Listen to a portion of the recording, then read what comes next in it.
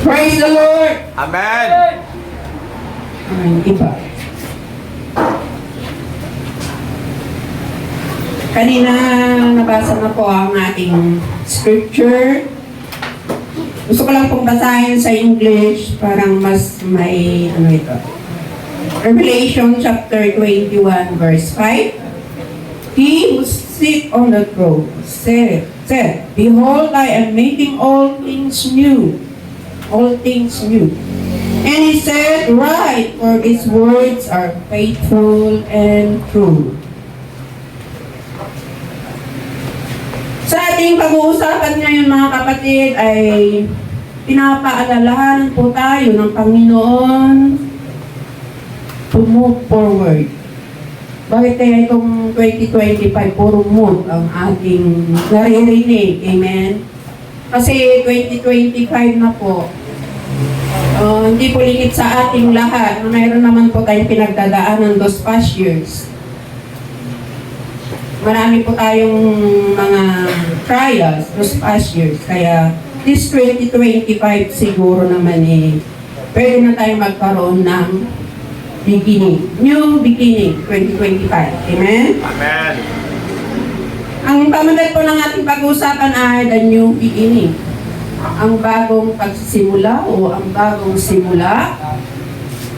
Dahil nga po 2025 na, tapos na po ang 2024, so kailangan po tayong mag-umpisa ulit kung ano man po yung mga napagdaanan natin last year.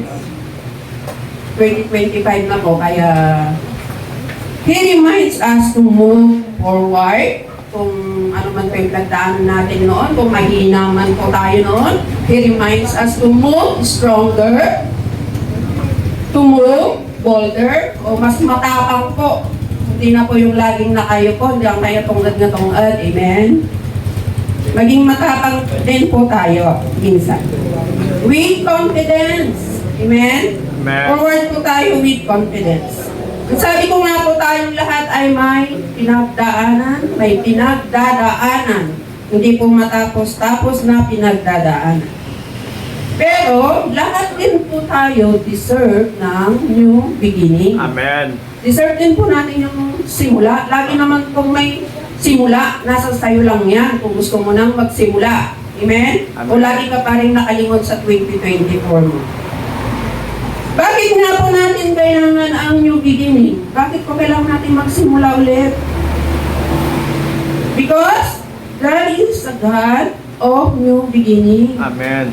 Ang Diyos po ay laging nagbibigay ng pag-asa. Ilalagin po natin ang ating Panginoon. Amen? Amen. Dahil ang sabi niya po doon sa John chapter 10 verse 10, Dumating ang magnanakaw para lamang magnakaw, pumatay at manira. Ano nga po ba yun? Nagnakaw po ba? Yun po yung mga problema, mga pinagdaanan ng mga sakuna sa buhay natin. Yun po yung mga pumatay, nagnakaw po sa atin, nanira po sa ating buhay. Amen? Pero ang sabi naman ng Panginoon, naparito ako upang ang mga tupa ay magkaroon ng buhay. Buhay na masaganang lubos. Amen? So, kung mayroon man tayo pinagdadaanan, andyan naman po ang Panginoon na to fill up the void. Diba? Kaya binibigyan niya yung mga kulang natin. Let's fill the void of our life. Amen? Kung ano man po yung pagkukulang sa buhay natin, nandyan po palagi ang Panginoon. Dahil ang Panginoon, gusto po niya i-enjoy natin ang laging pagninimula natin or our new beginning. Gusto po niya na enjoyin natin. Amen? Kaya tumating po siya para ibigay niya ang lahat ng ating pangangailangan ng masaganang lubos. So, what to do? To have a new beginning.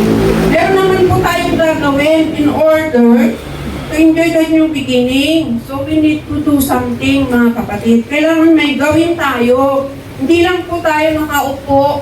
Hindi po tayo nakakapag-umpisa ng bago kung andyan ka lang po nakaupo. We need to move forward. We need to draw near to God. Matuto po tayong lumapit sa ating Panginoon. Amen? Amen.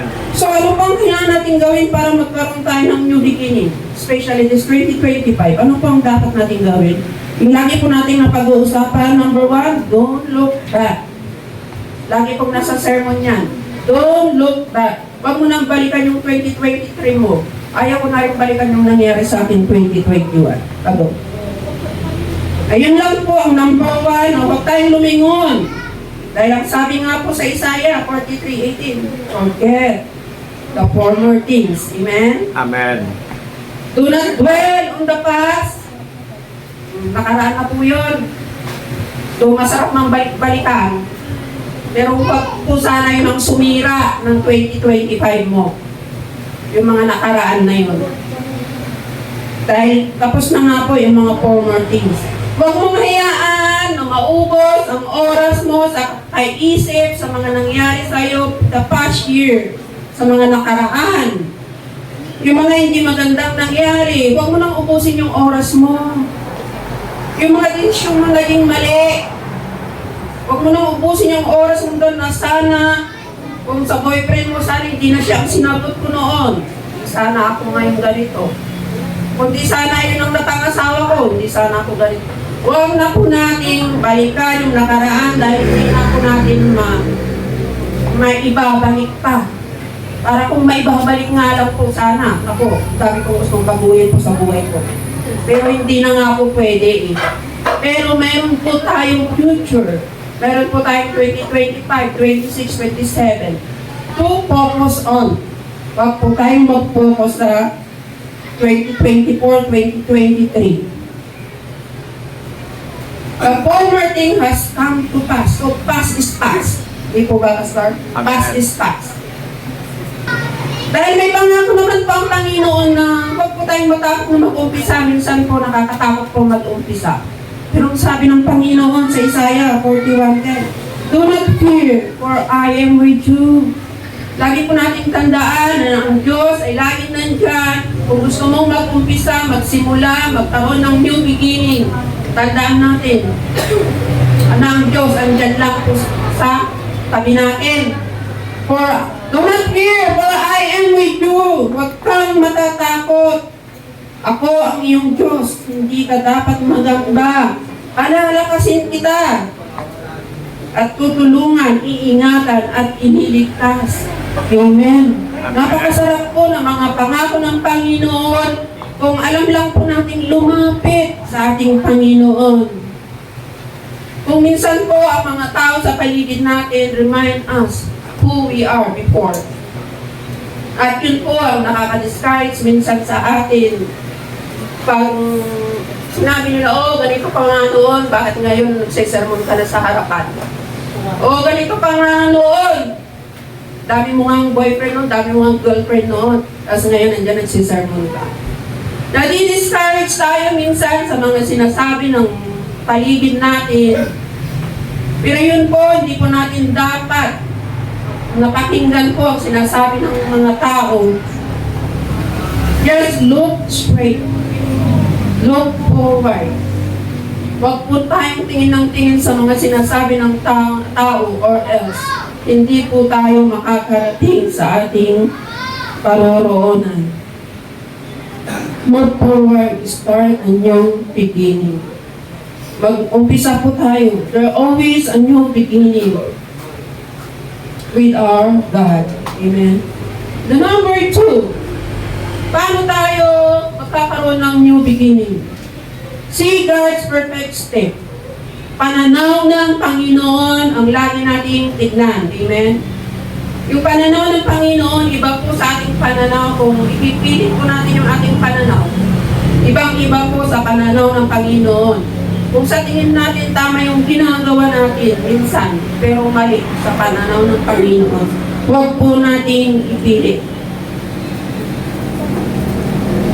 Habang may ginagawa ang Diyos sa buhay natin, mga kapatid, maraming mangyayari pa.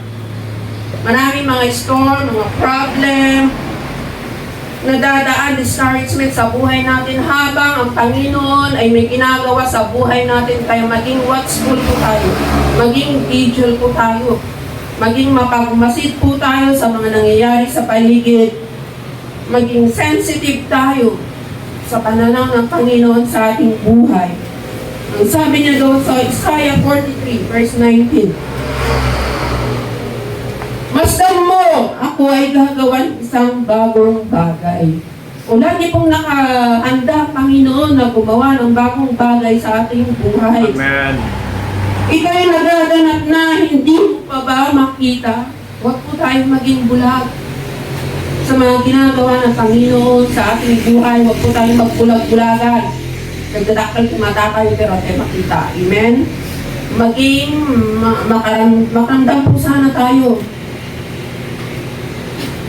Gagawa ko ng isang daanan sa gitna ng disyerto at magkakaroon ng ilog sa lugar na ito. Imagine, sa disyerto, magkakaroon ng tubig.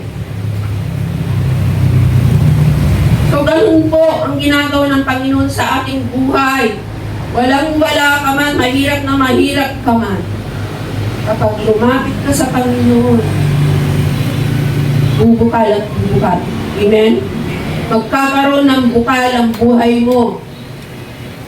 It's not only money matters. Sa lahat po ng aspeto ng buhay mo ay magkakaroon ng ilog o bukal. Yun po ang gagawin ng Panginoon. Yun ang ginagawa ng Panginoon, dapat po nating makita. Pag nagkaroon ka ng new beginning, sunod-sunod na po yan sa buhay mo. Kailangan lang po talaga mag-focus tayo sa pananaw ng Panginoon. Hindi po tayo mag-focus sa pananaw natin. Praise God.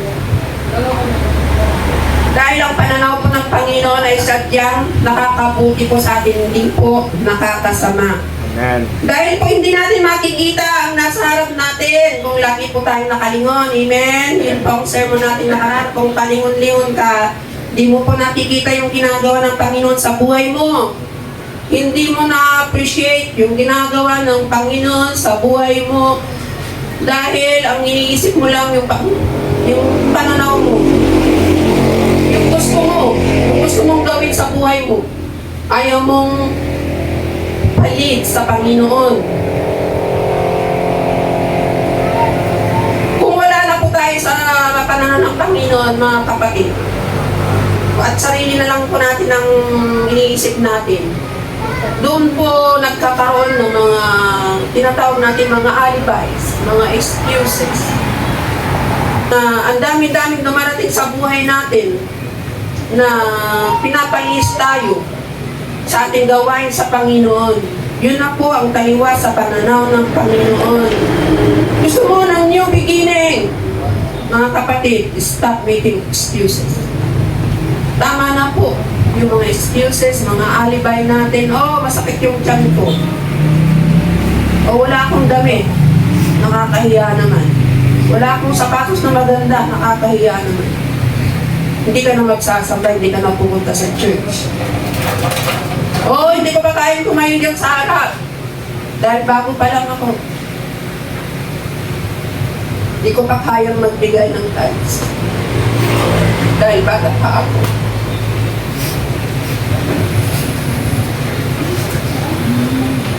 But the Lord say, wala pong edad na pumunta dito sa harapan.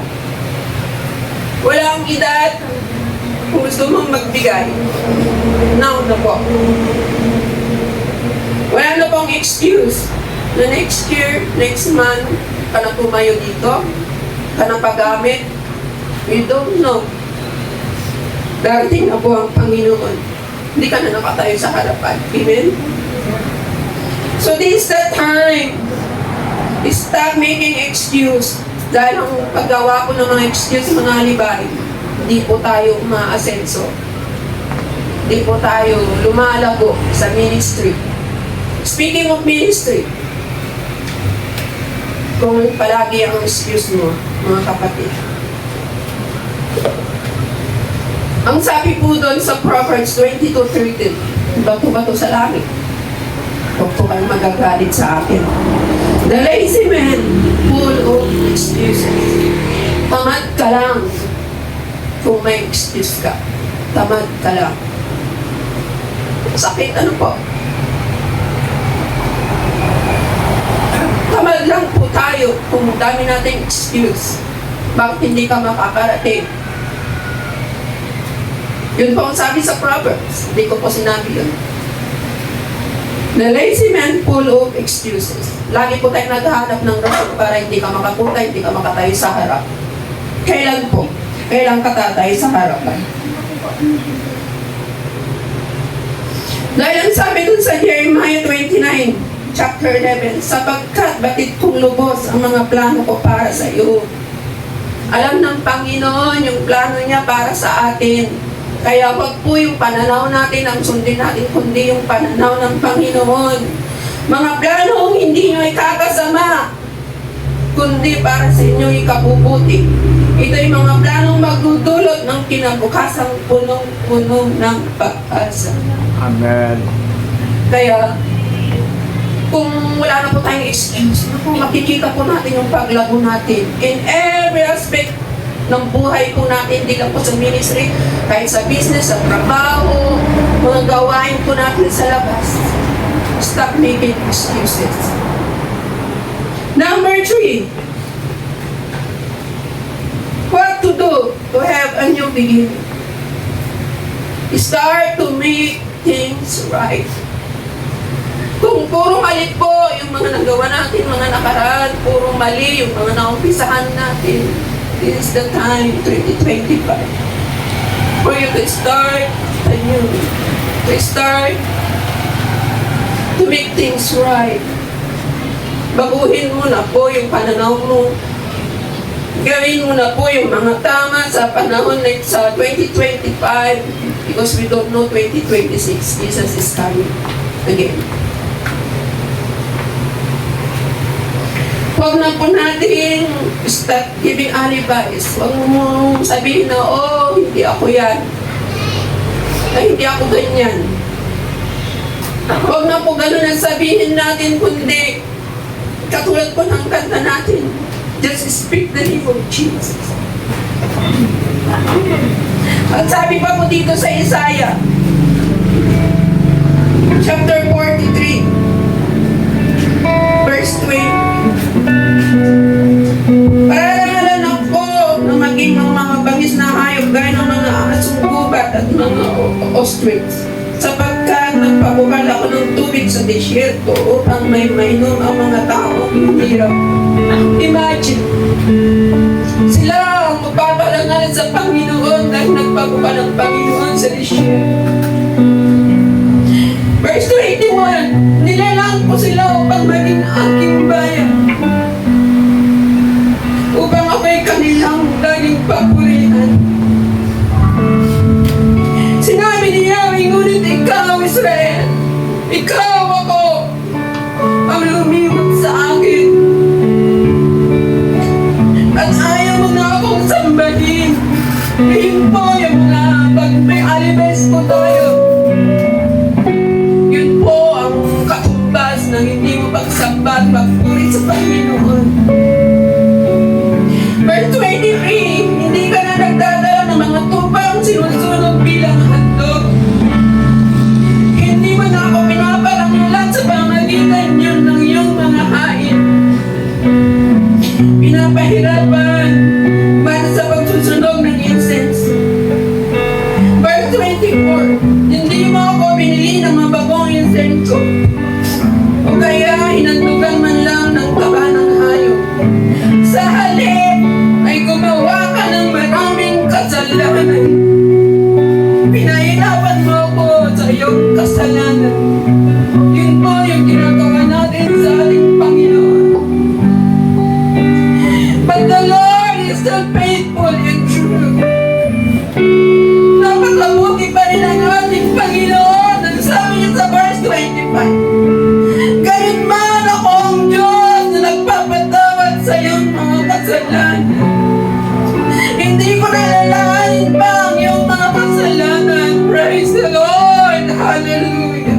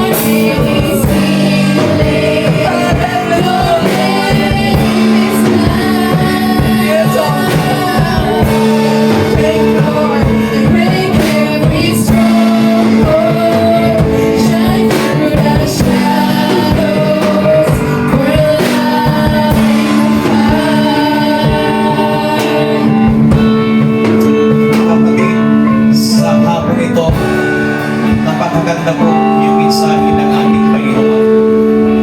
Patuloy po tayong pinapalalahanan ng Panginoon. Ibig sabihin, mahal na mahal tayo ng Panginoon. Ayaw ng Diyos na isa sa atin ay hindi makapagpatuloy na maglingkod sa Kanya. Ang sabi ng Kanyang mga salita, forget the former things and do not dwell on the past. Meron na pong ginagawa ang Panginoon sa ating mga buhay. Buksan lamang po natin ng ating mga espiritual na patingin. Meron pong ginagawa ang Panginoon. At kung meron pong ginagawa ang Panginoon sa ating mga buhay, even the devil, even Satan, meron din siyang ginagawa upang yung mga mabubuting plano ng Panginoon sa buhay mo ay kanyang sisirain. Pero sa hapong ito, kapatid, as you speak the name of Jesus, sisirain natin ang lahat ng mga hindi magagandang plano ng kaaway sa ating mga buhay. The Bible says, Jeremiah 29:11, for I have known the plans for you, plans to prosper you. Ang mga plano, kalooban ng Panginoon sa atin ay mga magagandang bagay para sa ating ikabubuti. Pero ang plano ng kaaway, anong sabi niya? Sa John chapter 10, verse 10, naparito ang kaaway upang siya'y magsira, magwas, at pumatay. Kaya sa hapong ito, kapatid,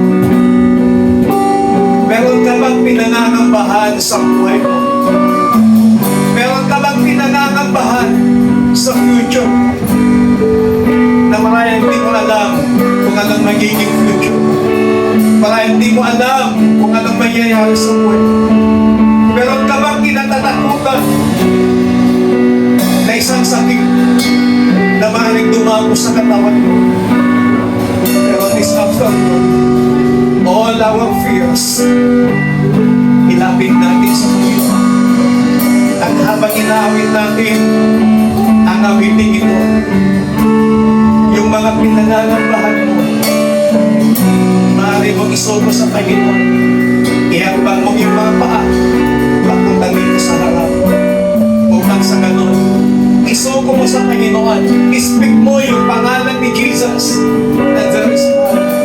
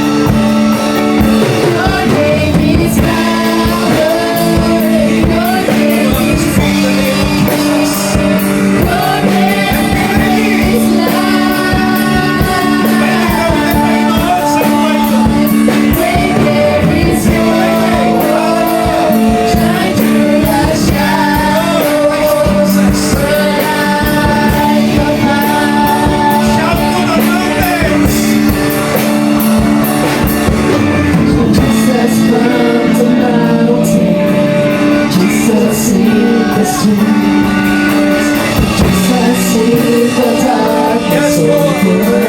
Oh, Jesus. Yes, Jesus. Pagpapalin ka sa bawat pamilya.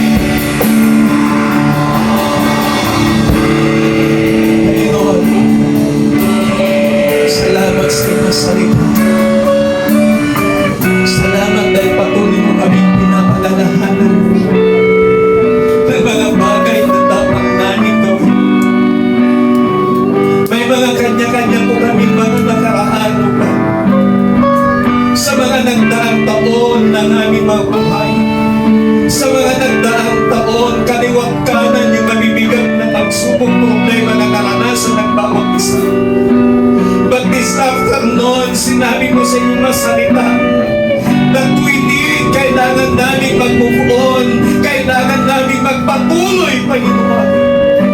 At sa aming pagpapatuloy, O God, we need the power of your Holy Spirit. We need your guidance. We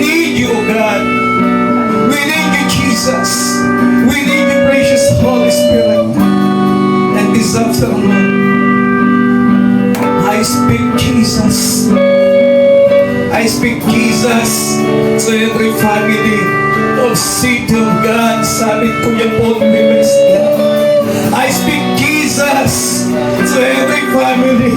And I speak healing to every sicknesses. In the name of Jesus, I speak healing right now. I speak healing in the name of Jesus. I speak power in the name of Jesus. I speak victory in the name of Jesus. Woo, Lord. I speak joy and I speak prosperity in the name of Jesus. Because your name, Jesus, there is power. Your name, there is healing. Your name, there is restoration. And your name, there is revival.